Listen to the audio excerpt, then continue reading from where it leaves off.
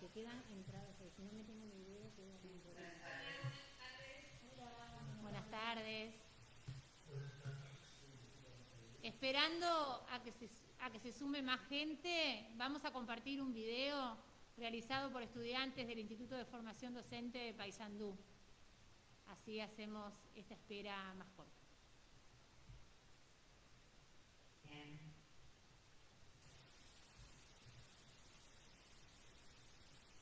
Buenas noches. Buenas noches.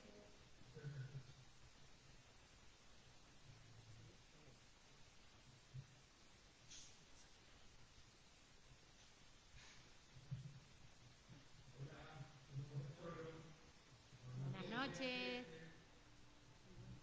Sí,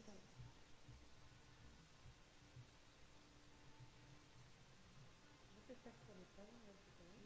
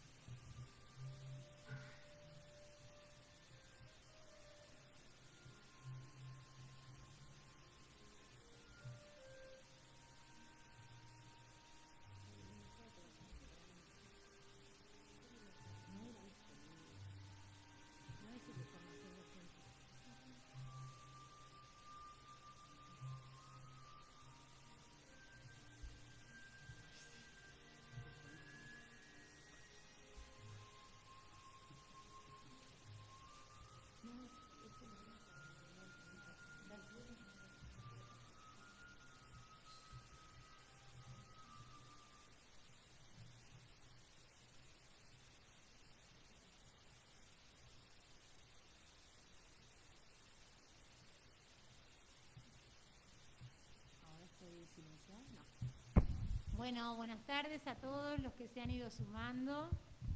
Vamos a dar comienzo a esta instancia desde la Secretaría de Formación de ADEMU Montevideo. No queríamos dejar pasar por alto en este mes de la memoria la recuperación, como sí decía la convocatoria, de las ideas, del pensamiento del maestro Julio Castro. Para esto vamos a agradecer la participación de todos, pero principalmente del maestro Víctor Brindisi, maestro Víctor Brindisi, presidente de la Federación Uruguaya del Magisterio en 1972, integrante del Movimiento Educadores por la Paz en el 97. Queremos agradecer también la presencia de Cacho Trejos, militante social, político, que nos va a dar un testimonio de sus vivencias con el maestro Julio Castro. Y queremos agradecer también la participación del músico, docente y comunicador Pablo Silveira Artagabeitia. La dinámica va a ser, luego de la apertura a cargo del maestro Víctor Brindisi, vamos a proponer la reflexión en este 2021 de algunas ideas que nos parecieron centrales en el pensamiento de Julio Castro. Y ustedes van a participar solicitando la palabra y no hay, a través del chat, perdón, me informan, a través del chat. Bien, así que Víctor, te pasamos el micrófono. Tendríamos que remontar. Para hablar del pensamiento pedagógico de Julio Castro, tendríamos que remontarnos a su niñez campesina, su pasaje por la escuela rural, su destacada formación magisterial y toda su importante labor docente. Nace en La Cruz, departamento de Florida, el 13 de noviembre de 1908. Recibido de maestro en 1927, se desempeñó con cursos mediantes en todos los niveles de la carrera magisterial hasta culminarla como maestro inspector departamental de enseñanza primaria de Montevideo en 1954. Ya en 1952 inicia una prolongada serie de actividades con la UNESCO. La primera de ellas es la de ocupar el cargo de subdirector del Centro Regional de Educación Fundamental para América Latina, CREFAL, organización que junto al Gobierno de México pusieron en marcha en Pátzcuaro, Michoacán, la formación de educadores de comunidad para todo el continente. Durante casi 2 décadas recorre casi todos los países de la región y trabaja en múltiples proyectos, destacando siempre con firmeza y realismos las duras condiciones en que viven millones de niños, mujeres y hombres. Culmina su actuación en Chile trabajando en la elaboración de un importante documento en el Encuentro Regional de Especialistas que organizó la Comisión Internacional para el Desarrollo de la Educación, que presidía el profesor Edgar Foré y que elaboró el informe Aprender a Ser. De las múltiples actividades y documentos que produjo Julio en su activa carrera, tomaremos 3 para destacar su claro pensamiento, que las ordeno en forma cronológica. En 1944, entre sus obras principales, muchas de ellas premiadas, escribe El Banco Fijo y la Mesa Colectiva, Vieja y Nueva Educación. Allí desarrolla los valores fundamentales de la nueva educación. Señala el pleno derecho que niños y adolescentes tienen al pleno cumplimiento de sus derechos humanos, que emana de una nueva visión de los mismos. En 1945, al iniciarse en Uruguay, promovido por estudiantes magisteriales, el desarrollo de las misiones sociopedagógicas en Caraguatá, Tacuarembó, que Julio acompaña como maestros a los estudiantes magisteriales. La importante denuncia social que provocan esta y las siguientes misiones, encabezadas por los artículos de prensa de Julio y de otros participantes sobre las duras condiciones de vida de los rancheríos en el Uruguay, impactan muy importantemente la opinión pública uruguaya. Quienes tuvimos como estudiantes magisteriales la ocasión de participar en las mismas, podemos señalar la importancia que tuvo en nuestra formación. En 1948 resume en un documento los valiosos conocimientos de su recorrido por países del continente. Se llama el documento Cómo viven los de abajo en los países de América Latina. Allí vuelve a describir con justeza la dura vida de millones de seres y la necesidad de cambios en la estructura socioeconómica de los países. A estos 3 ejemplos habría que agregar la importancia de la obra de Julio Castro como periodista, a través de innúmeras publicaciones en periódicas y revistas, fundamentalmente en el semanario Marcha, que durante muchos años conduce con el doctor Quijano y que fueron fundamental para el conocimiento de la vida y de la educación rural en el Uruguay. No podemos omitir tampoco la participación del maestro en múltiples congresos y actividades públicas, señalando en particular, por aproximación a los maestros, a nosotros, la fundación de la Federación Uruguaya del Magisterio en 1945 y la redacción del nuevo programa de educación en escuelas rurales en 1949.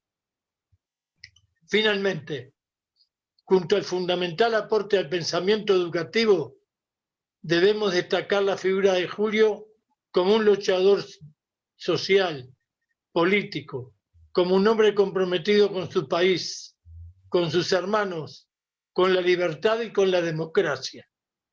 Nunca escapó a los compromisos de hablar y actuar con franqueza, con sencillez. Su importante labor periodística está destinada a calar en lo más hondo, a combatir sin prejuicio los males que azotaban el país y la región, el imperialismo del norte, la explotación de los pobres, la miseria en que vivían millones de campesinos en el continente.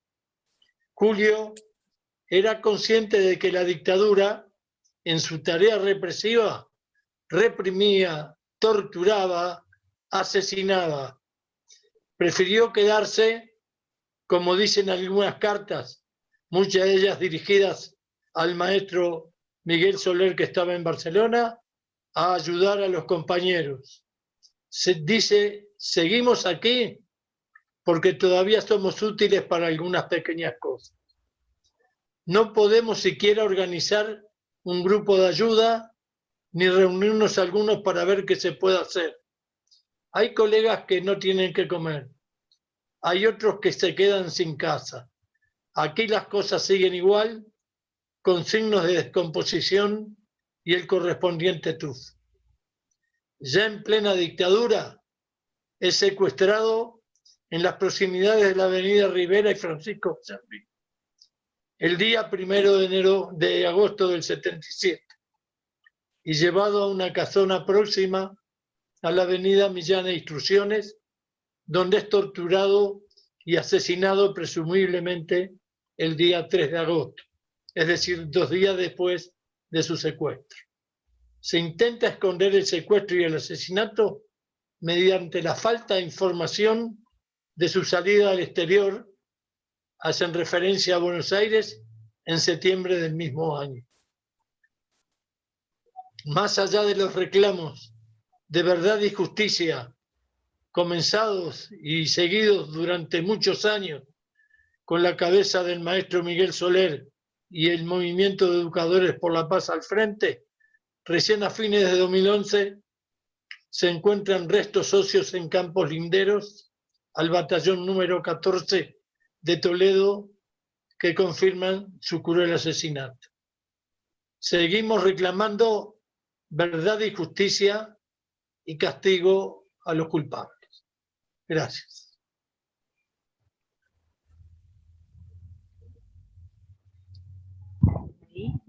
Bien. Gracias, Víctor. De nada. Vamos a pasarle la palabra a Cacho para que... ¿Está? ¿Me parece? Bien. Todo tuyo el micrófono, Cacho. Ahí. Está silenciado, Cacho.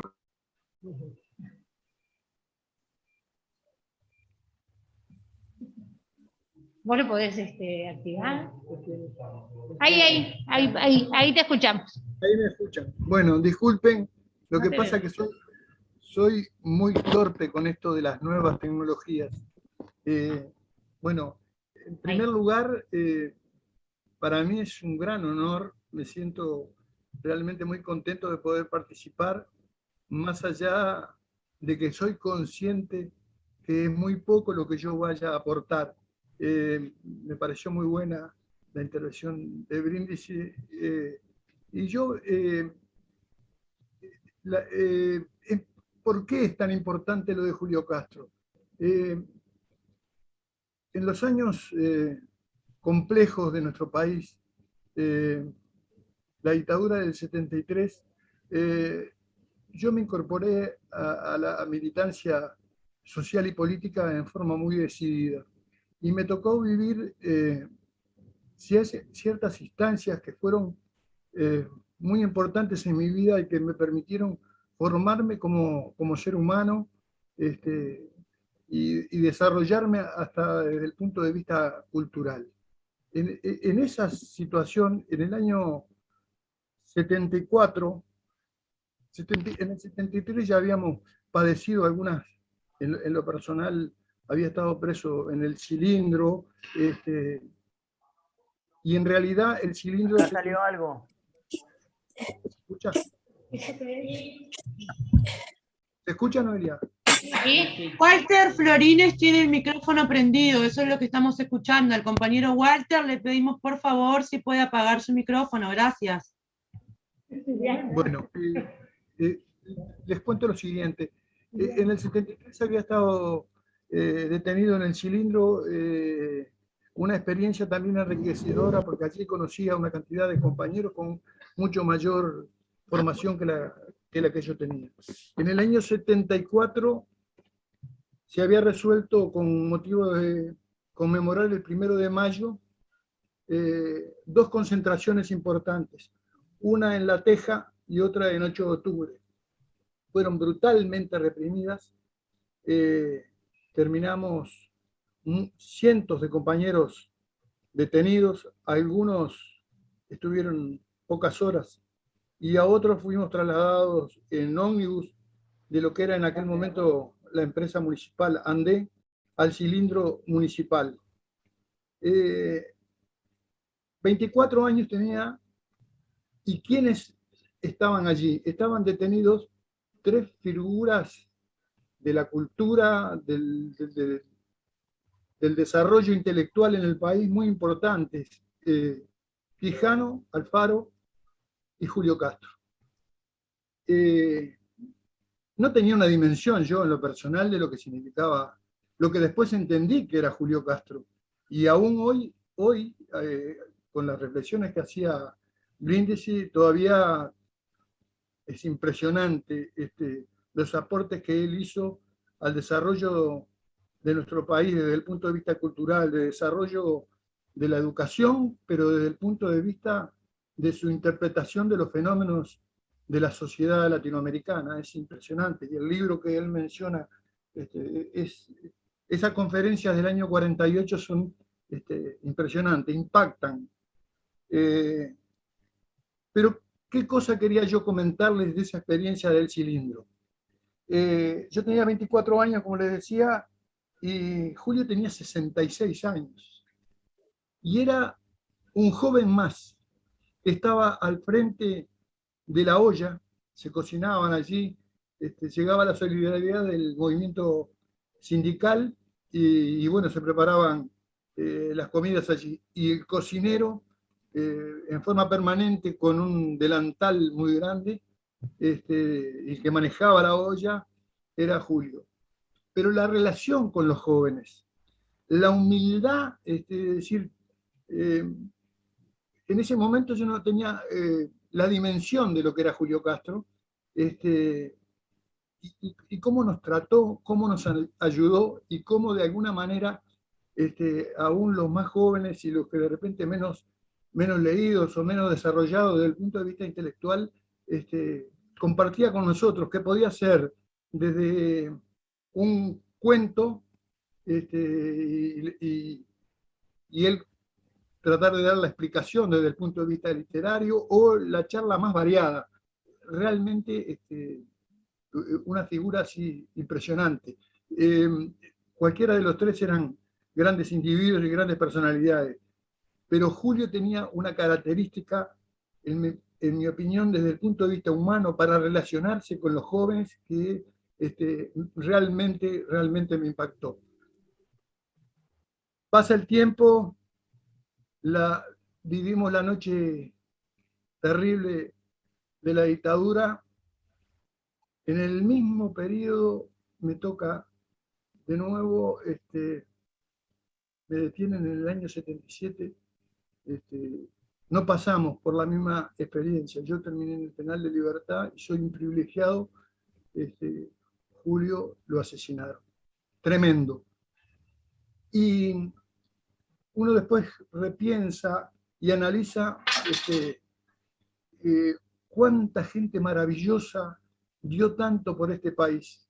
El caso concreto de Julio, que en el año 1948, en ese viaje por América Latina, y en un resumen que hace, que me parece que es de una justeza, de una validez, donde analiza la dependencia de los países de América Latina y el problema de que somos productores de materia prima que va hacia los países desarrollados y después consumimos después que elabora. Es de una riqueza y de un análisis tan profundo, y lo hace en el año 48. Releía ahora un material de una importante intelectual compatriota que hace años que vive en México, Beatriz Stolovich, y con un lenguaje distinto, en última instancia, está diciendo lo que Julio decía en 1948.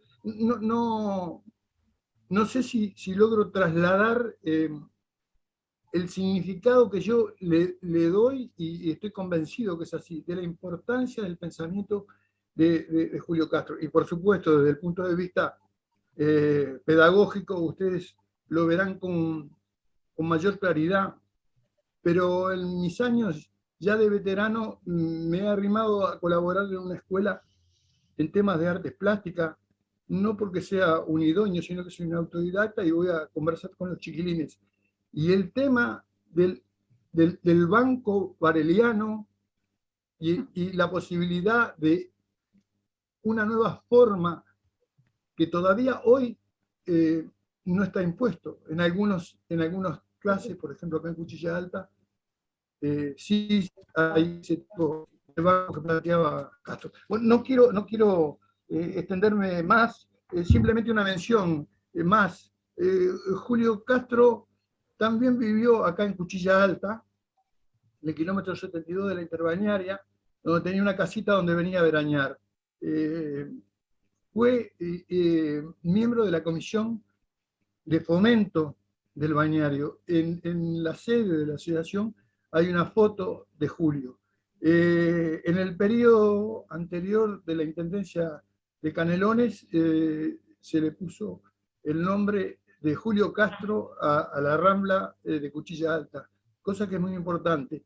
Pero en Cuchilla Alta, en el año 73, también una maestra, Beatriz Echepare, fue detenida, y Julio Castro también lo detienen en el 73 porque va a averiguar por la vida de esta maestra, alguien que en algún momento seguramente el magisterio tendrá que revisar. Esta maestra estuvo presa, procesada, y la opinión de personas que hoy tienen 60, 70 años, que fue una maestra excepcional.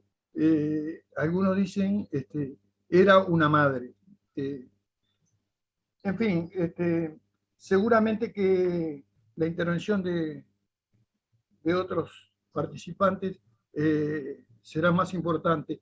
Pero bueno, me pareció que estas cosas que yo le estoy contando también ayudan a valorar figuras como esa. En realidad, el magisterio ha cumplido un papel muy importante. He tenido la suerte, soy quien soy, también por muchos maestros. Y voy a mencionarlo porque me parece que con él compartí más tiempo. Hugo Rodríguez, un maestro tipo notable que tenía una admiración también por Julio. En fin, dejo por aquí. Muchas gracias por haberme invitado a participar. Gracias, Cacho. Bueno, ahora vamos a dar comienzo como a esta dinámica, vamos a compartir un fragmento, la compañera Karina lo va a leer, ustedes lo van a ver en sus pantallas, y después queda abierta la lista para poder participar y bueno, poder relacionar ese fragmento que se van a ir presentando con nuestra realidad actual. Ya les presentamos la...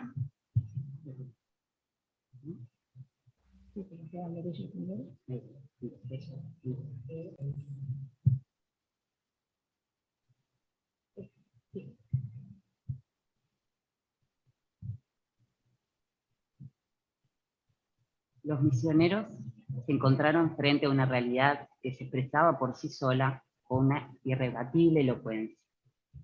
Aprendieron allí de golpe, pero eficazmente, las contradicciones de nuestro mundo económico.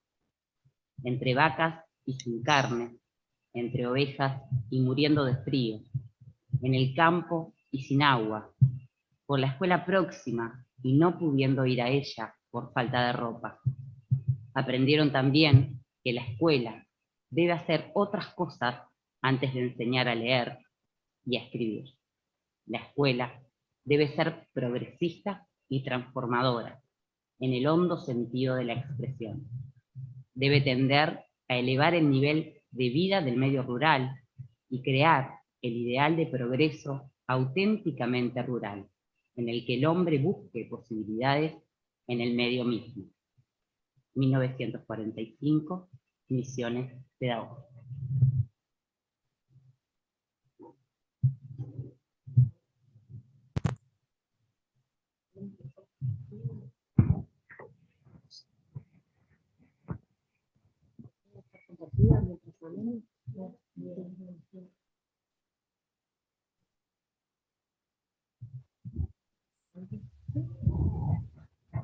Bueno, nosotras entre la selección que hicimos de los fragmentos, y un poco lo que nos pasó al pensar en esta actividad es que nos pusimos a releer a Julia y empezamos a darnos cuenta de la actualidad que tiene, ¿no? Su pensamiento.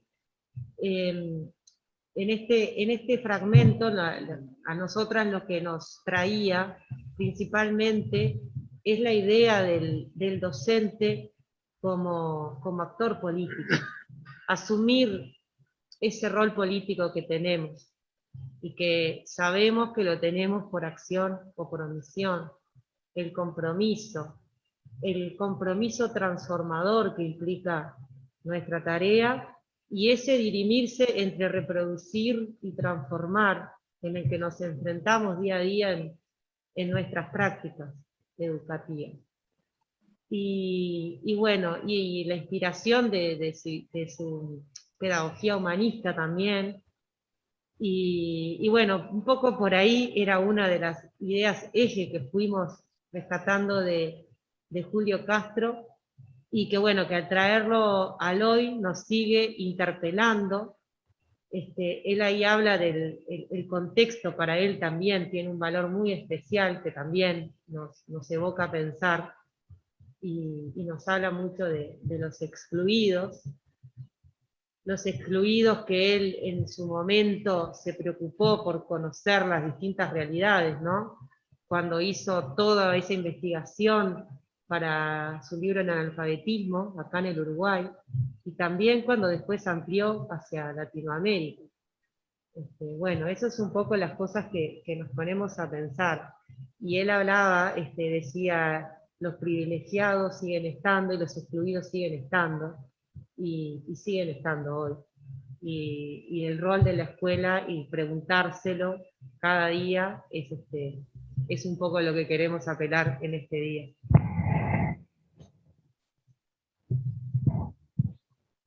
La palabra la tienen ustedes. No veo el chat yo. Ahí.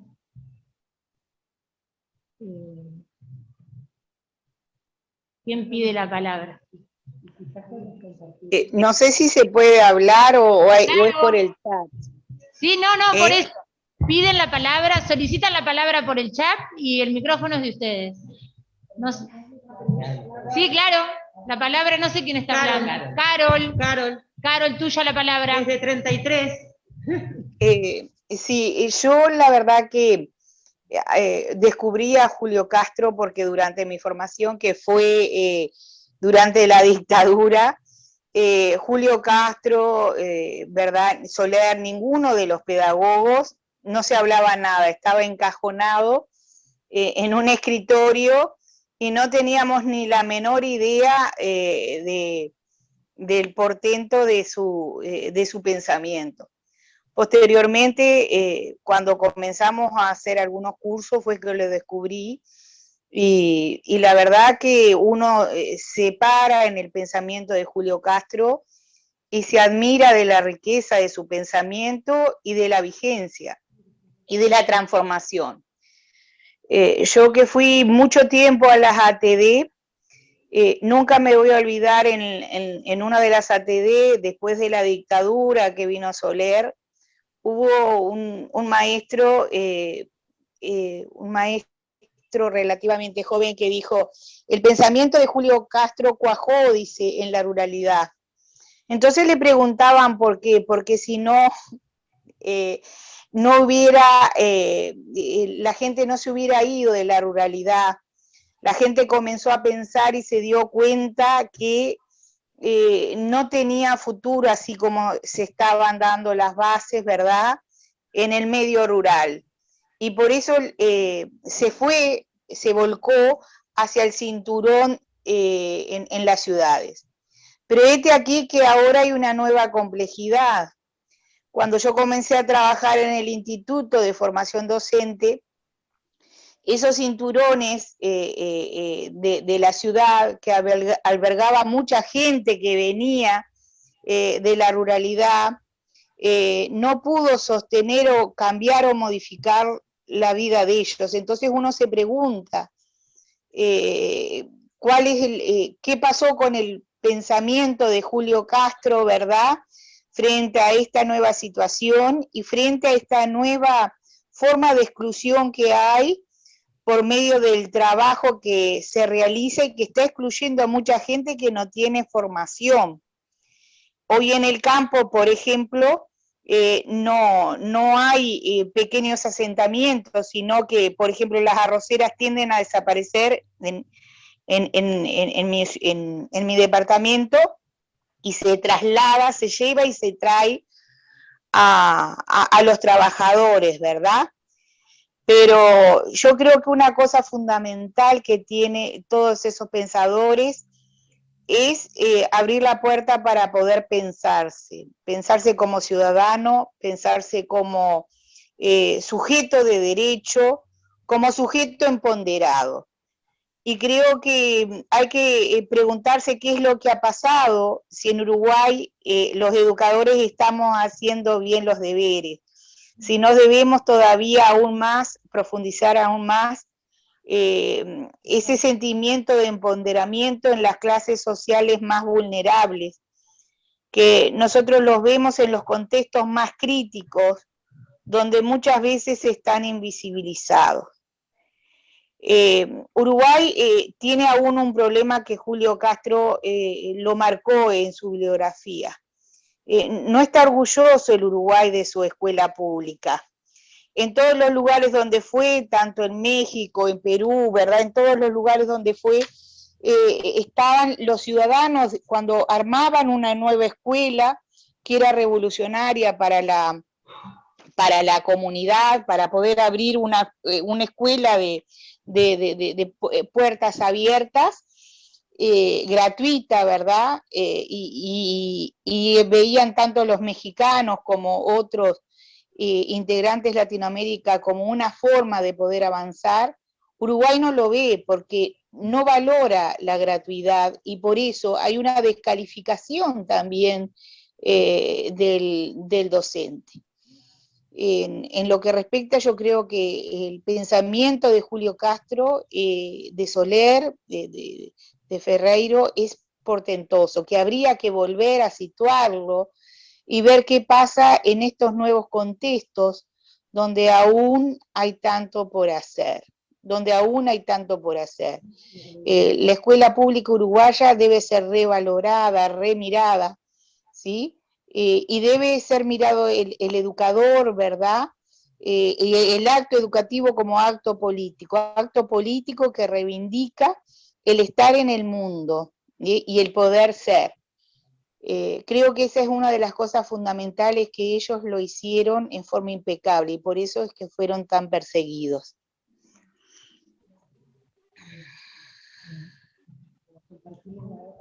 ¿Alguien más? No, yo lo único que dejo como pregunta, porque me parece... ¿Perdón? ¿Quién levantó? Bien. Dale, Janina. Porque no veo. Buenas noches, ¿cómo les va a todas y todos? Bien. Bueno, primero que nada, felicitarlas por la iniciativa. Sí. La verdad, excelente. Y como maestra de Florida no podía permanecer en silencio. Sentía que, bueno, tenía que decir alguna palabra. Trabajo en La Cruz, tengo el honor de trabajar en la Escuela 9, en el pueblo donde nació Julio Castro. El año pasado, con la escuela, en un proyecto que se llama Rumbeando Identidades, construimos un memorial a Julio Castro, porque en el pueblo nadie sabía que Julio Castro había nacido ahí. Y hoy en día, si se les pregunta a los niños, todos saben. Y este año, el día de la marcha, y el año pasado también, ese memorial, la misma gente fue hasta allí a llevar flores. Es decir, hemos hecho carne de Julio Castro en ese pueblo, y ese pueblo está orgulloso de que así sea. Este año logramos poner los señaladores en la Ruta 5, así que si pasan por La Cruz van a ver los carteles, e invito a todas y todos a visitar. El pensamiento de Julio Castro evidentemente traspasó su época, y solo me voy a limitar a leer un párrafo de La Casa de Brujas. ¿Por qué voy a leer eso? Porque hoy en día estamos luchando contra un consejo de laicidad que en realidad lo que hace es violar la laicidad en sí mismo, porque quiere callar la voz de los maestros y maestras.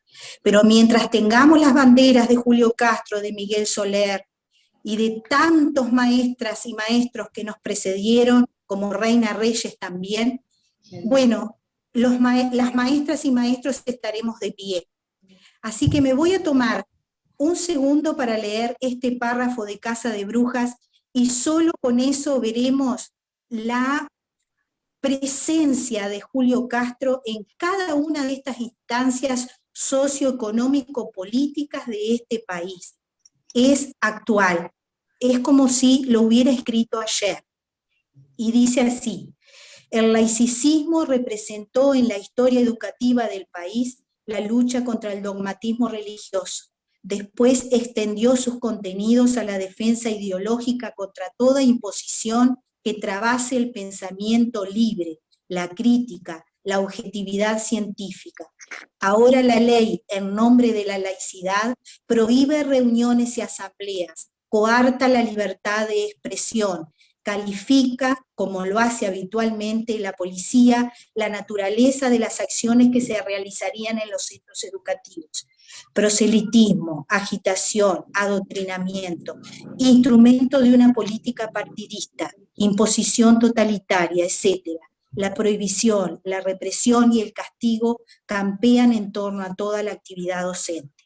Esto lo escribió en 1972 en los cuadernos Marcha contra la ley propulsada por Julio María Sanguinetti, que era en ese momento el ministro de Cultura en el gobierno de Bordaberry.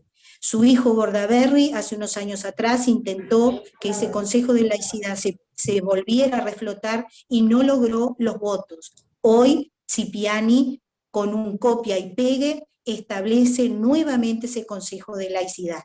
Les agradezco que me hayan escuchado. Gracias.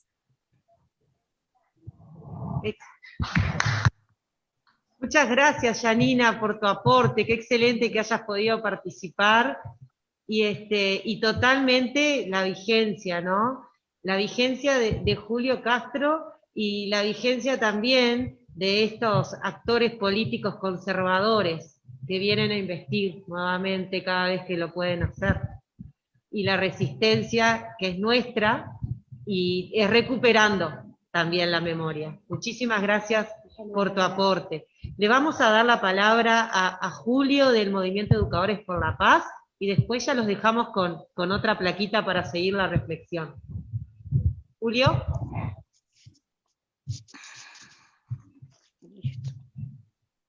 Hola, buenas noches a todos. También adherirme a las felicitaciones expresadas por Janina, a las compañeras que organizaron esta actividad. Realmente enorgullece que el sindicato haya tomado esta iniciativa y la haya llevado adelante. Felicitar a Víctor también por la excelente síntesis que hizo de esa vida tan prolífica de Julio Castro, y a Carol por el aporte que también fue muy interesante. En cuanto a la participación del compañero Cacho, le da una vida a esta reunión en la medida en que muestra una de las facetas más lindas de Julio Castro, al que le decían el canario, y el que tenía esa facilidad para expresarse y para conversar con la gente. Hay innumerables anécdotas de esa vocación que tenía de conversar con el pueblo. Algunos de sus compañeros de marcha, que después lo acompañan, del periódico Marcha, ¿no? El semanario Marcha, del cual era redactor responsable, y que lo acompañaron después en su aventura cuando creó el grupo de independientes, con una lista integrando el Frente Amplio, lo acompañaban y bueno, y siempre tenían problemas porque llegaban tarde a todos lados, porque él se quedaba conversando, si iba en tren, se bajaba del tren y se ponía a conversar con la gente, y allá tenían que llevarlo después en un charré porque se había quedado en una estación antes de llegar al lugar al que iba. Esa era la característica de Julio, el expresar las cosas complicadas con palabras fáciles, con pensamientos que eran accesibles a la gente. Y yo comparto lo que acaban de expresar las compañeras en cuanto a la vigencia de ese pensamiento, tanto de los escritos de la década del 40 como de los posteriores. Ahora los sindicatos y las organizaciones sociales están luchando contra artículos de la ley de urgente consideración. Si uno analiza esta ley, es una continuidad de lo que intentó Sanguinetti, una continuidad y una profundización de lo que intentó Sanguinetti en el 72. Y si ustedes buscan en esos cuadernos de marcha, hay uno destinado específicamente a la ley que en aquel momento Sanguinetti logró que se promulgara, también como ley de urgente consideración, interesante, y también como fruto de un acuerdo político de los sectores más conservadores de la sociedad. Ustedes van a encontrar que esas expresiones que él realiza respecto a aquella ley son absolutamente vigentes. Pero no quiero dejar pasar un hecho que fue reciente. Hace unos años, en un homenaje que hizo la Biblioteca Nacional a Julio Castro, poniéndole su nombre a la sala de conferencias, su hija, Eve Castro, donó un manuscrito que Julio había hecho cuando ella estaba preparando su concurso como profesora de secundaria, como profesora de historia. Julio le mandó unas páginas con algunas sugerencias respecto a la enseñanza de la historia. Eve atesoró ese documento, inédito hasta ese momento, y en 2014, 2015, lo donó a la Biblioteca Nacional. Y la Biblioteca Nacional editó esas páginas, ese texto, sobre la enseñanza de la historia, que también, como expresan quienes comentaron las palabras de Julio que había entregado a su hija, varias profesoras de historia hacen comentarios sobre las mismas en el texto que publica la Biblioteca Nacional, y como ellas expresan, ese pensamiento nos desafía por la vigencia que tiene. Es decir, que Julio Castro vive y está en todos los docentes mantener vivo su pensamiento y tratar de que las nuevas generaciones tengan acceso a su obra que muchas veces no está disponible y no está accesible, y que por lo tanto sería muy bueno fuera nuevamente editada, como en algún momento se le propuso al Parlamento Nacional. Recordarás, Víctor, que propusimos reeditar las obras completas de Julio Castro, cosa que no hemos podido, pero bueno, allí tenemos un desafío también, que tal vez no salió desde las autoridades gubernamentales, pueda salir desde los sindicatos. Muchas gracias, compañeras, y nuevamente felicitaciones.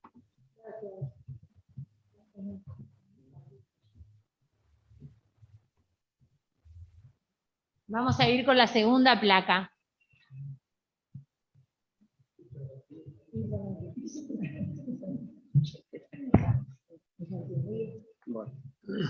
Se cuidó mucho de distinguir la masa de la comunidad. La masa es amorfa y carece de sentido orgánico, mientras que la comunidad implica sociabilidad, organización y estabilidad. Y agregaba, la educación fundamental por definición es educación integral de la comunidad, no solo porque comprende en su acción a todos los componentes, hombres y mujeres, adultos y menores, el hogar, la economía, la recreación, la salud, la alfabetización, sino porque comprende también sus angustias y alegrías, sus ambiciones y anhelos, ese algo intrínseco que llamamos el alma o espíritu del pueblo. 1948, cómo viven los de abajo en los países de América Latina.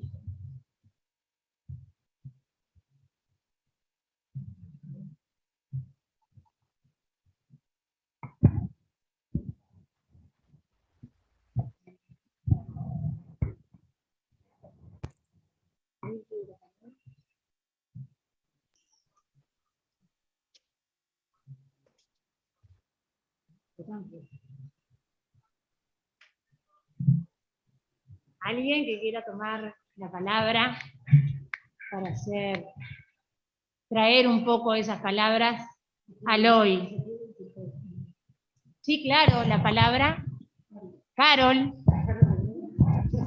Un poco, yo no había leído todavía ese pensamiento de Julio Castro, pero trabajé en una escuela, cuando ahora me jubilé, trabajé en una escuela de tiempo extendido. En las escuelas de tiempo extendido, justamente la búsqueda es la búsqueda de la integralidad, de lo que hablaba Julio Castro, ¿verdad? No solamente de destacar la parte cognitiva, sino también la parte de arte, la parte de ser, la parte, el ser humano como un ser integral. Y eso lleva a mirar a cada uno dentro de las escuelas, dentro de las comunidades de otra forma, ¿verdad? La masa, como él hablaba, es algo muchas veces que a veces no tiene una forma definida, ¿verdad? Entonces, ¿quién es el encargado o cómo se hace para que esa masa que no tiene, no sé si yo me explico, si no me dicen, Sí. muchas veces que no sabe dónde va, cuál es su objetivo, sobre todo qué es lo que quiere, qué es lo que busca. Evidentemente, él le da un gran papel a la educación, poder descubrir el mundo que lo rodea, pero no cualquier educación, una educación integral, que vea todas las facetas, ¿verdad? Para poder hacer suyo el mundo que lo rodea.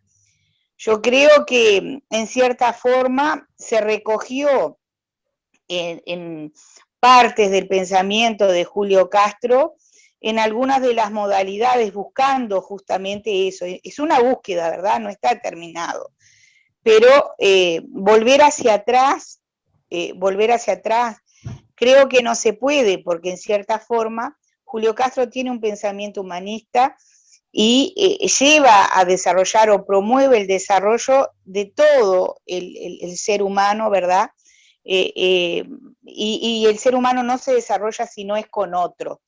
Creo que él lo tenía claro. Lo que ahora algunos investigadores lo ponen en juego, él ya lo ponía allá por el 40, por el 50, ¿verdad? Lo escribían y lo ponían en juego. Me parece que es un pensamiento de una fortaleza fundamental y vigente. Si no, miren las modalidades que hay en primaria y pregúntense hacia dónde van y por qué están esas modalidades. Hasta la gestión anterior, ahora, a partir de ahora, no sé qué puede pasar. Bueno, era eso un poquito para reflexionar sobre eso.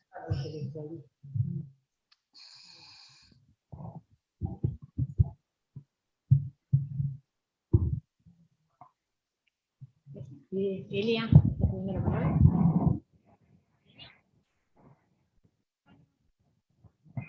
Sí, bueno,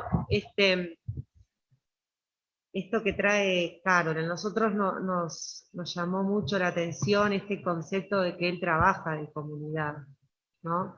Y la vigencia que tiene, y que es en pensar en todos, todas y cada una, ¿no? Y a su vez, en la integralidad, justamente, de comprender al sujeto en su totalidad. En el presente nos encontramos con nuevas propuestas que se hacen por ahí, curriculares, que tienden a fragmentar cada vez más las propuestas educativas. Están los lineamientos presupuestales actuales, propuestas para las poblaciones más vulnerables, como le dicen, ¿no? Para los pobres, y volvemos a cuestionarnos aquello, ¿no? De una educación para los pobres, otras para otros sectores, y aquellas discusiones que se daban sobre el lugar del contexto en ese momento cuando se discutía sobre la ruralidad, y se vuelve, cobra vigencia esa discusión, ¿no? Como que pareciera que algunos sujetos tienen derecho a una educación, porque ahora hablaba Carol de las escuelas de tiempo extendido. La realidad acá en Montevideo, las escuelas de tiempo extendido son las zonas, de los barrios, digamos, de las clases medias, Pocito, Punta Gorda, bueno, por ahí vamos, alguna por otro lugar, como se le dice acá al sur de Avenida Italia, y alguna otra. Y después tenemos estas propuestas que todavía no han llegado, pero en algún lugar se están craneando porque están los lineamientos presupuestales, que a los sectores vulnerables tienen que trabajar lengua, matemática y habilidades socioemocionales. Entonces, si tendrá vigencia y si tendremos que cuestionarlo. Por ahí le voy a dejar la palabra a Elia, que está pidiendo la palabra. Gracias, Magda. Buenas tardes para todos y para todas. Un saludo de Canelones, ya que estamos haciendo esta recorrida por los distintos departamentos. Faltaba Canelones. Faltaba Canelones, sí. Bueno, felicitaciones también, chiquilinas, por esta propuesta. Me parece no solamente pertinente en el marco del mes de la memoria y como traía Víctor, de la desaparición física de Miguel, porque es física solamente, sino muy necesaria, creo yo. Un poco yo quería aportar en esta línea que arrancaba Magdalena, que me parece que este fragmento me hizo como reflexionar mucho en el lugar social que tiene la escuela en las comunidades y en los territorios, como propulsora de alguna manera de un tejido comunitario, que también estamos en tiempos como de tendencia a la fragmentación cada vez mayor, y la escuela tiene no solamente esa tarea, creo yo, como acto educativo, sino como ese desafío en la actualidad de generar tejido y de generar red. Y pensaba como esto también de la necesidad de que los docentes y las docentes de alguna manera tengamos capaz que venía un poco enganchado con la placa anterior, pero un poco esta idea de anclar una propuesta educativa con el conocimiento de los gurises, de las gurisas, de las familias, que a veces también queda como, quiero ser como cautelosa, pero a veces quedamos como en la estigmatización de determinados territorios, determinados barrios, determinadas situaciones, sobre todo a nivel socioeconómico, y creo que esta posibilidad del diálogo y de conocer, ¿no? Esto que trae Julio en su texto, como de la necesidad de conocer anhelos, sueños, expectativas de las comunidades, también son lo que puede promover, o lo que debería promover la escuela y los docentes, ¿no? Y en esto último, que yo comparto con Magdalena, que estamos en un momento en donde se empiezan a generar discursos, inclusive en la propia ley de urgente consideración, como esta idea de escuelas. El discurso, creo que estamos en un momento como disputa de mucho sentido, ¿no? Pero propuestas de fragmentación escolar, de escuelas islas que tienen sus propios metas, sus propios proyectos, sus propias actividades, que generan logros, la medición de alguna manera de eso, y me parece que es como un discurso que se contrapone con esta idea de Julio del valor de lo comunitario. Creo que son esencialmente antagónicos, y que a veces estas lecturas nos sirven como para poder entender de qué hablamos cuando hablamos de que las escuelas estén ancladas en sus territorios y puedan generar propuestas y proyectos para sus comunidades, a cuando otros hablan de escuelas focalizadas o con proyectos específicos en determinadas categorías, para determinados niveles de chiquilines. Creo que esta lectura crítica que se hace de este texto de Julio es como sumamente pertinente en este momento. Bueno, gracias, por ahí va. Bien. ¿Alguien más que quiera pedir la palabra? Si no, vamos con la otra placa.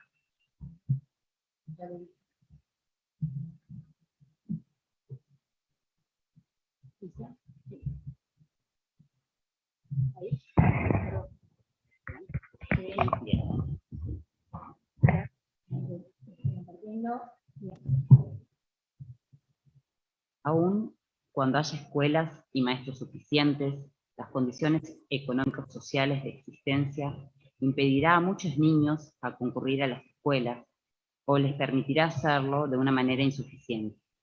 No se puede creer que el hijo de un hogar miserable, mal alimentado, mal vestido, sujeto diariamente a las contingencias de la desocupación de los padres, hijo en un alto porcentaje de uniones inestables, pueda garantizar una escolaridad suficiente. De ahí el problema de la deserción escolar, con la correspondiente vuelta al analfabetismo. 1939, el analfabetismo.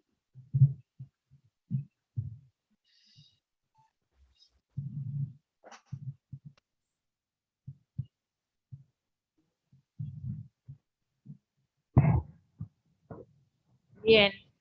Nada, acá poníamos también, como todas las citas, la vigencia, pero poníamos esto, queríamos poner esto sobre la discusión sobre la mesa, de si la escuela hoy, en la actualidad,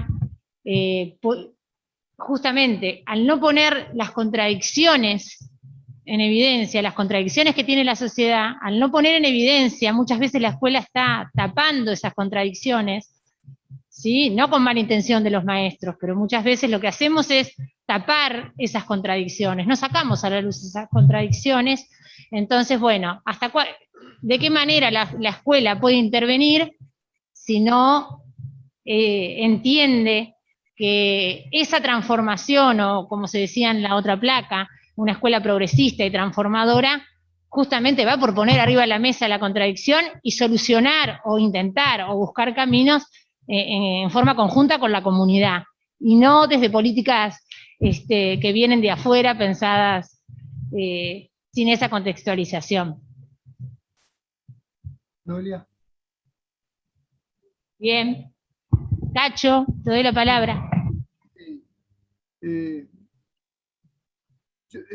Creo que, es muy interesante todas las intervenciones. Vivimos en mi opinión, vivimos una etapa muy compleja a nivel mundial. Hay un retroceso desde el punto de vista de las ideas, es decir, en una etapa muy, muy compleja, la crisis más profunda del capitalismo, que ha intentado siempre reconvertirse, armar de nuevas formas. El neoliberalismo es expresión de la búsqueda de nuevas soluciones a problemas que son intrínsecos al capitalismo. Es decir, la etapa imperialista, como la que vivimos hoy, de la mayor concentración, de la existencia de las multinacionales, se junta todo, el capital financiero, el capital industrial, es todo lo mismo y no tiene ni siquiera fronteras, ya no es el Estado capitalista. Eso tiene que ver también con qué educación desde el Estado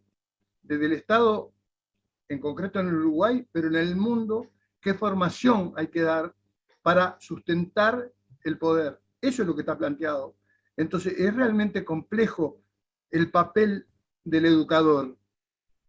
La superestructura del Estado me parece que es determinante, es decir, no hay transformación, y a veces me inquieta ver a muchos maestros angustiados, desesperados por las situaciones que les toca vivir, y en algunos casos en grado de una tensión, es decir, vuelven de la escuela, bueno, con Noelia muchas veces lo he hablado, es decir, intentar entender que esto no es de fácil solución, es mucho más complejo, es un problema que tenemos a nivel también global del conjunto de la sociedad y en concreto del Uruguay, y se resuelve también con la gente. Y no estamos, en mi opinión, en una etapa de avance de la idea. Más, el neoliberalismo ha sido tan hábil que ha logrado a sectores progresistas también captarlos. Entonces, fenómenos viejos, fenómenos que ya los vivió, y Julio vivió esas cosas y las plantea, en este libro los plantea con total claridad cuando habla de la experiencia de México y el trabajo desarrollado allí, pero cómo quienes participan en la transformación después empiezan ellos a deformarse y en realidad quedan relegados a algunos elementos planteados en el comienzo de los procesos de cambio. Algo de eso está pasando en el conjunto de América Latina. Ustedes dirán, ¿y eso qué tiene que ver con el tema de la educación? Es vital, porque el papel que cumplen los maestros es impresionante. El trabajo desarrollado, no solo en lo rural, sino en todo el país por los maestros, es brutal, es una cosa maravillosa. Yo no me canso de hablar de lo que fue mi experiencia en la escuela, y la maestra que me grabó la vida, que me marcó hasta con la lectura de un libro. Fue en la escuela que me llevaron por primera vez al Teatro Solís, fue la escuela que vi la primera vez una obra, es brutal. Ahora, solo con eso no me extiendo, pero quiero decir, estamos en una etapa complicada, es muy bueno esto que ustedes están haciendo. Yo creo que en esta etapa el factor fundamental es derramar ideología, es decir, que los maestros conozcan la obra de todos esos maestros de lo que hoy hemos estado hablando y de todo el magisterio nacional. Tiene que valorarse de otra manera. La compañera de Florida decía una cosa muy importante. Debe valorar el pueblo la escuela que tenemos. Debe valorarse el magisterio que tenemos.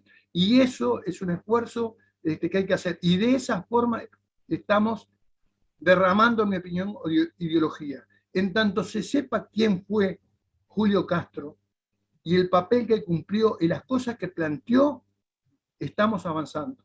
Y otras generaciones seguramente podrán avanzar mucho más. Disculpen, de repente fue muy largo.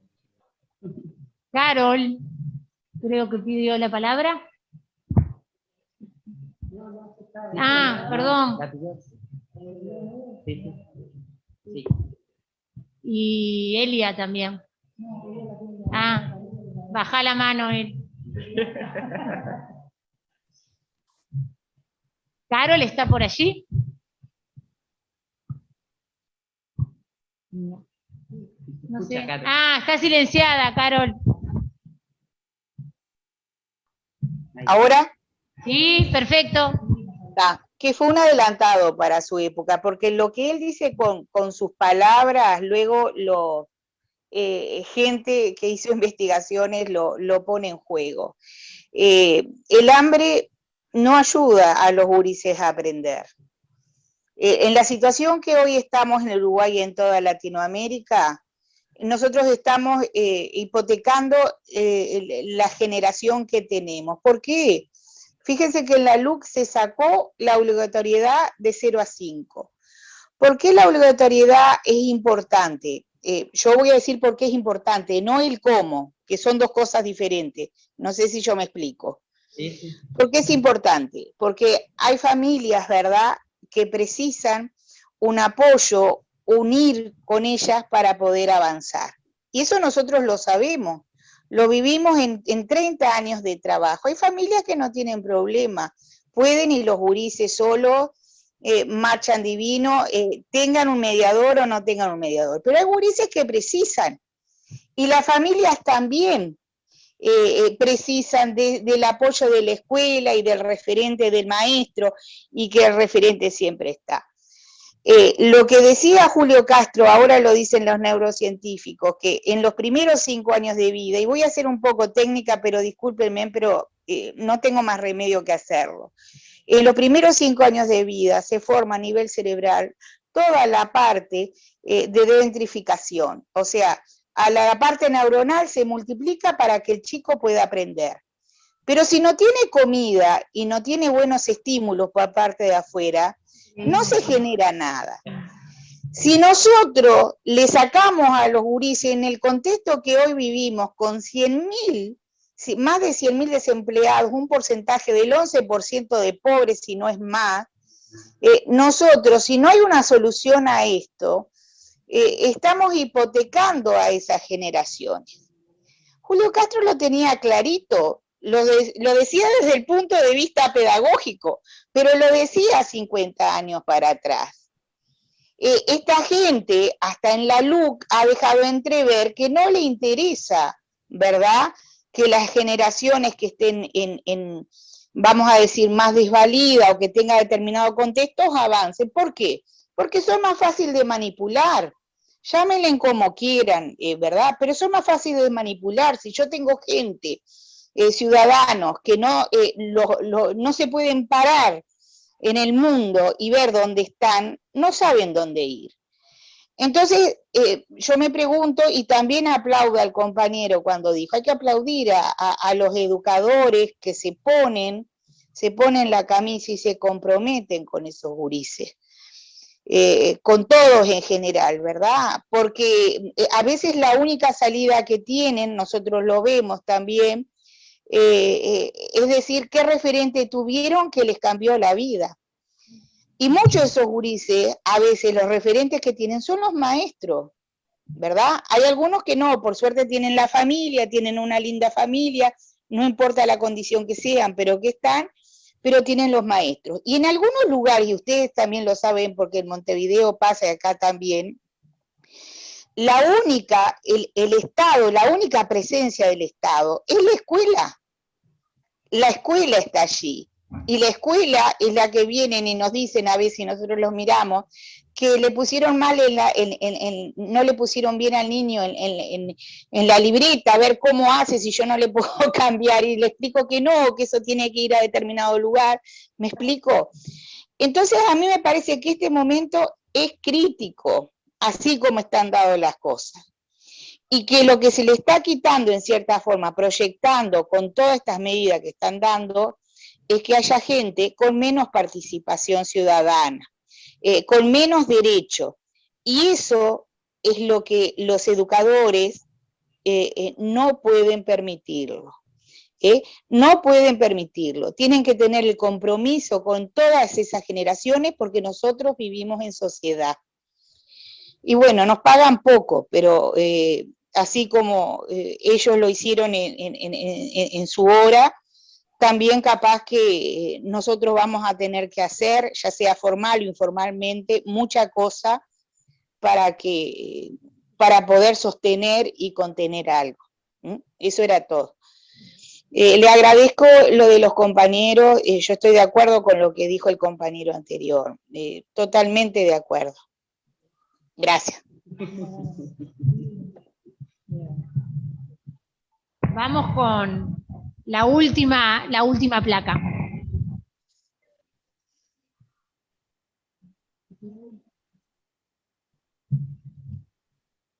Este proceso,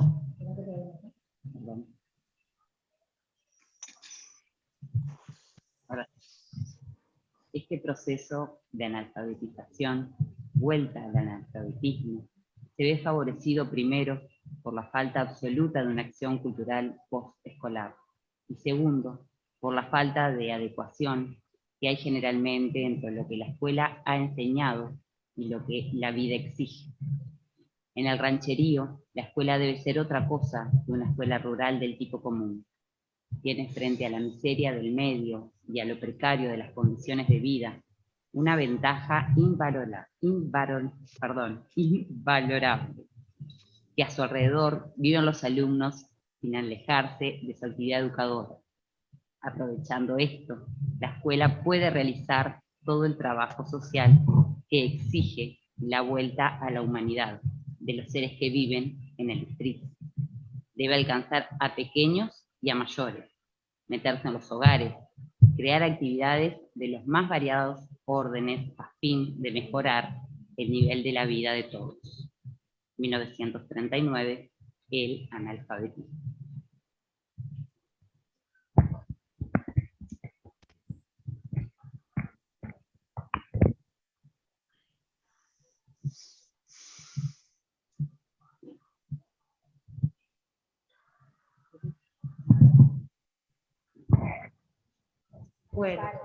Bueno, creo que Carol hablaba un poquito antes de lo que este pensamiento nos transmite.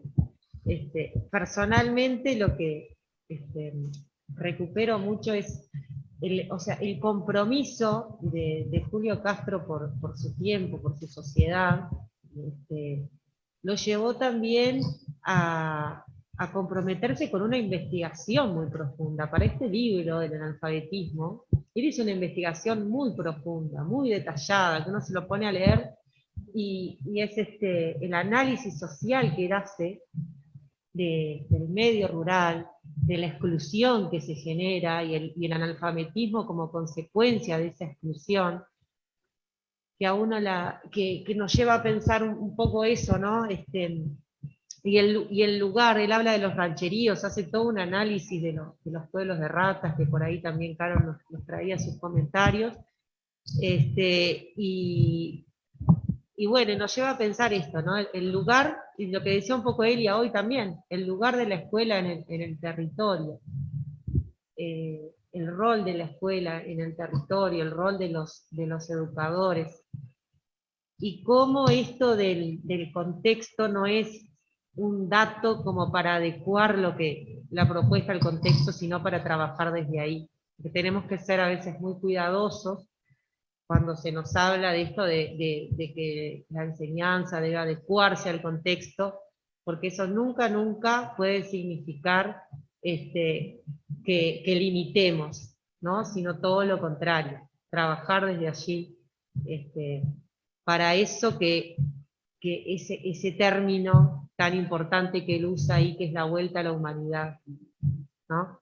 Que nos deja pensando bastante. Si alguien quisiera hacer uso de la palabra.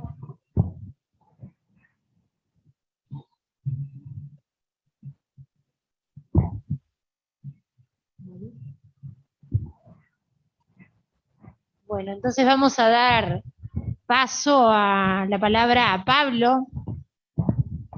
Pablo, ¿estás por allí? Estoy por acá, no sé si me escuchan bien. Perfecto, te damos la palabra.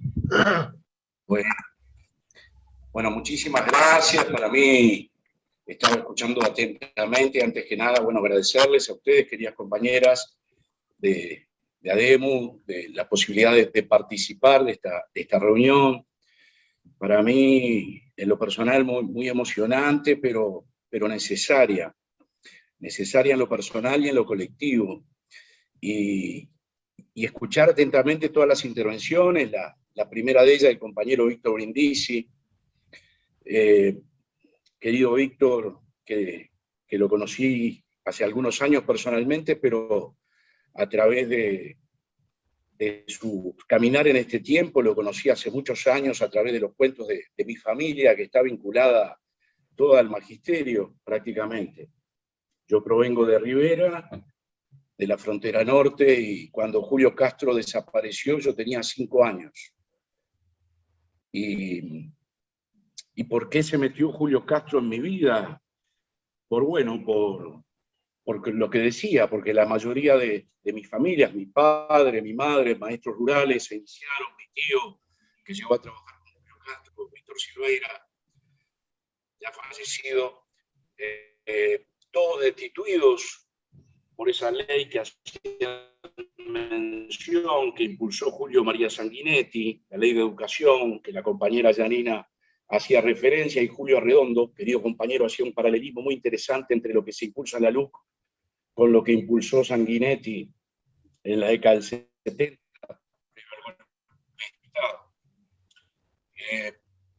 Yo es la primera vez que voy a hablar de Julio, y brevemente, porque después, bueno, quiero compartir la canción con ustedes, pero es la primera vez que voy a hablar, decía, de Julio con la partida de un entrañable educador, pensador, compañero, que ya no está con nosotros, que es Miguel Soler, porque la canción que vamos a compartir, La túnica de Julio Castro, nace inspirado en un discurso que hizo Soler en el año 1987 en el Paraninfo de la Universidad de la República, denunciando una y otra vez el secuestro de Julio. Es una canción que yo pensaba antes que comenzara esto, en realidad yo no hubiera querido componerla, porque tiene que ver con Julio y tiene que ver con tantas compañeras y compañeros que fueron desaparecidos, secuestrados, lejos. Hacía referencias a maestra allí en Cuchilla Alta. Pero es una canción que se basa en algunos textos de Soler que me hicieron conocer un poco más el pensamiento de Julio y me estimularon a leerlo. Julio, que no pertenece solamente a la geografía de la realidad uruguaya. Julio tiene que ver con la América Latina profunda, y tiene que ver con eso maravilloso que decía Trejo, que hay que derramar ideología. Y vaya si Julio Castro derramó ideología. Construyó colectivamente comunidad. En estos tiempos tan difíciles que estamos viviendo, no solamente el Uruguay, sino todo el continente, yo quiero volver a aquel pensamiento de Julio allí en Caraguatá, donde en esas misiones sociopedagógicas no solamente iban educadores. En cierto momento Rubén Yáñez me contó el querido Rubén Yáñez, referente del Teatro Nacional, que él era estudiante de medicina. Y iban estudiantes universitarios también de medicina en esas misiones sociopedagógicas. Nombraron por allí al maestro Hugo Rodríguez, querido maestro riverense también. Y Julio decía, fuimos con el propósito de hacer cultura y nos encontramos con que antes de cada acto teníamos que dar de comer a los pequeños y a veces a los grandes. Fuimos a hacer propaganda sobre higiene y nos encontramos con que no hay agua. Y yo creo que ahí hay una profundidad imponente, pero una profundidad no solamente desde el pensamiento, desde la teoría, sino desde la acción, desde construir comunidad. Y yo quiero enlazarlo con lo que estamos viviendo hoy, con esta dicotomía que a veces desde el poder nos plantean entre la salud y el trabajo. En estos momentos que el Uruguay está en los primeros lugares del mundo, en los índices de fallecidos, ¿cómo pensar o cómo ubicar el pensamiento de Julio Castro hoy? ¿Qué desafíos tenemos por delante para seguir construyendo comunidad más allá de los límites políticos coyunturales de esta tierra? Porque a Julio Castro hay que entenderlo más allá del Uruguay. En estos momentos el Brasil está reflexionando en todo Brasil sobre los 100 años de Paulo Freire, debates que se están dando de norte a sur y de este a oeste por los compañeros y compañeras brasileños, pero desde la acción, ubicando a Paulo Freire en la lucha de los pueblos de todo el continente, lo que está pasando en Colombia, en Chile, en Paraguay. Y por eso insisto con lo que dijo el compañero Cacho Trejos, hay que derramar ideología, hay que construir comunidad, hay que cerrar filas desde el campo popular porque es la forma de mantener vigentes a nuestros compañeros y compañeras desaparecidos que dieron su vida por otro mundo posible. La derecha, los conservadores, el neoliberalismo, los reaccionarios, no solamente desaparecieron a los Julio Castro y a las Elena Quinteros, sino también los siguen desapareciendo con sus ideas, atentando contra la educación pública, negándole la autonomía y el cogobierno. Y hay mucho para construir, pero creo que estas reuniones, estos encuentros, que están sucediendo en muchos lugares del Uruguay y más allá, afuera del Uruguay, construyen soberanía, construyen independencia, le ponen un pienso colectivo. Así que yo les agradezco inmensamente, compañeras y compañeros, el participar hoy aquí, reencontrarme con Janina, compañera allí de Estación La Cruz, cuando estuvimos en Memorial, encontrarme con Natalie, con Julio, allí en Rivera y Jambí hace algunos años, también muy pocos, con el maestro Víctor y con todos ustedes. Y hay que seguir creyendo como estos compañeros.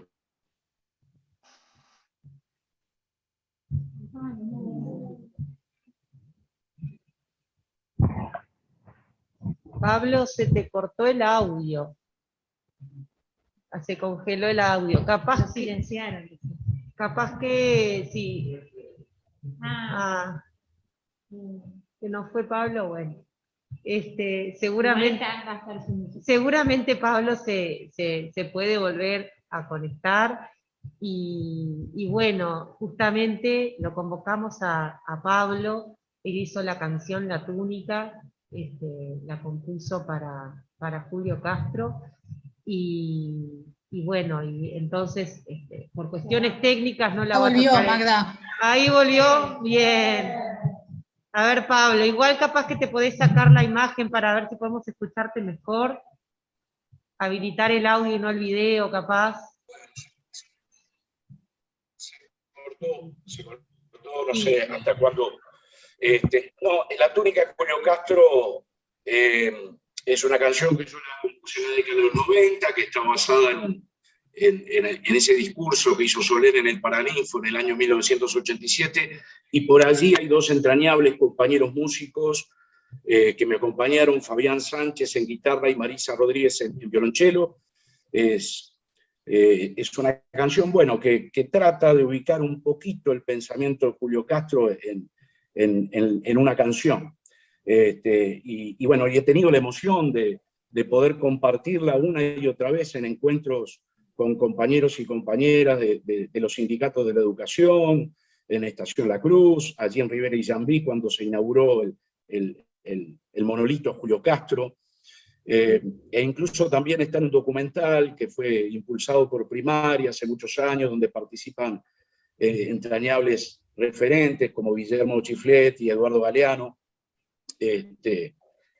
Y bueno, es una canción que fue pensada cuando todavía no sabíamos nada del paradero de Julio Castro.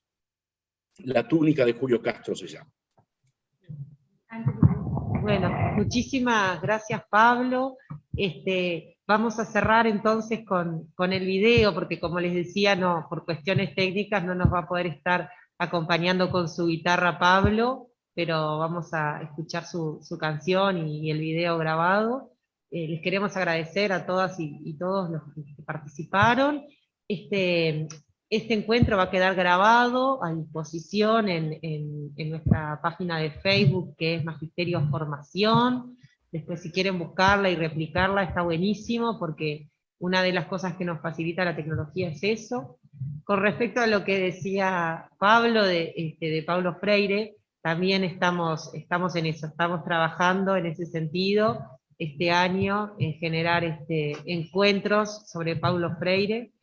Y bueno, muchísimas gracias de nuevo. Nuestra intención fue recuperar el pensamiento a través de sus palabras, y ojalá podamos seguir encontrándonos para construir hacia adelante, pero recuperando el legado de toda esta gente que tanto nos dejó. Y bueno, nos despedimos con La túnica de Pablo Silveira Artagadeiti. Muchas gracias.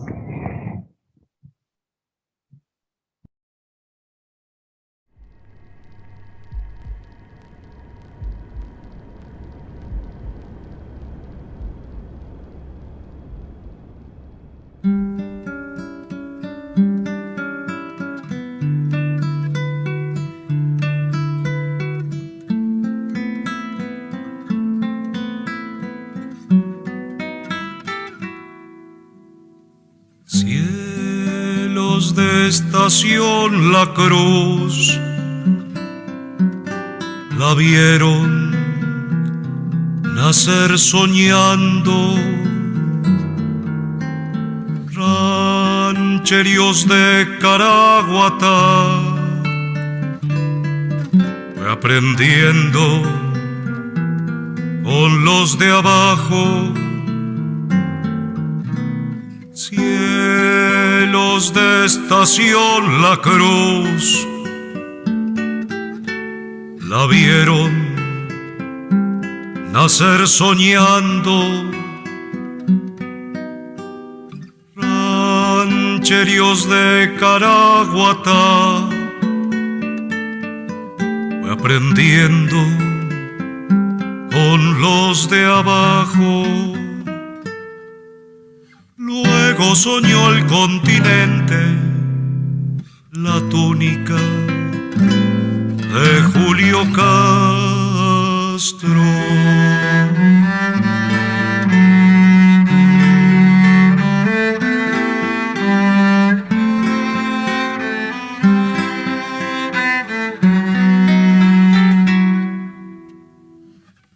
Luego soñó el continente, se arropó de nieve y pizarrón, bajo el cielo digno de Allende o hasta Pesillo en el Ecuador. Fue selva, monte, río y cordillera, desde La Habana hasta el Perú. Mestiza, india y negra, corazón de tiza, al sur del sur, al sur del sur. Fue selva, monte, río y cordillera, túnica blanca, fue selva, monte, río y cordillera.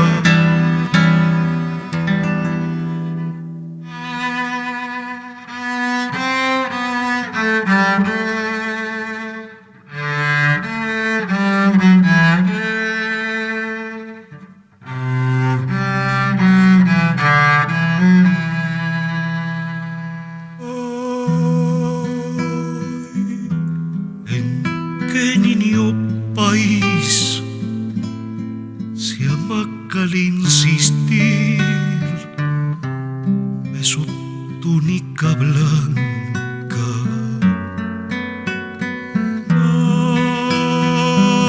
para amar y dar el pan por los sueños que van pariendo el mañana.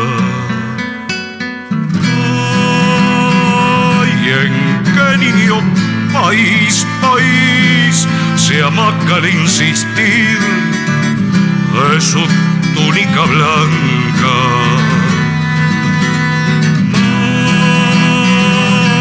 Amar y dar el pan, país, por los sueños que van pariendo el mañana. Cielos de estación, la cruz la vieron nacer soñando.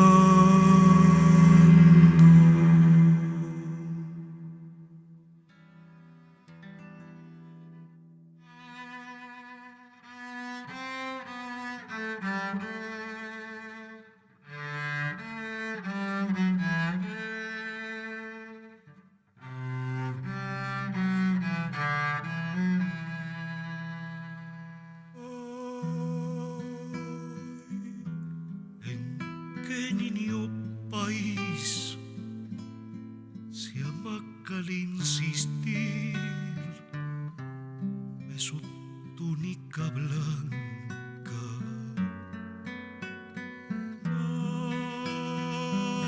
para amar y dar el pan por los sueños que van pariendo el mañana. Ay, en qué niño país se amaca al insistir de su túnica blanca.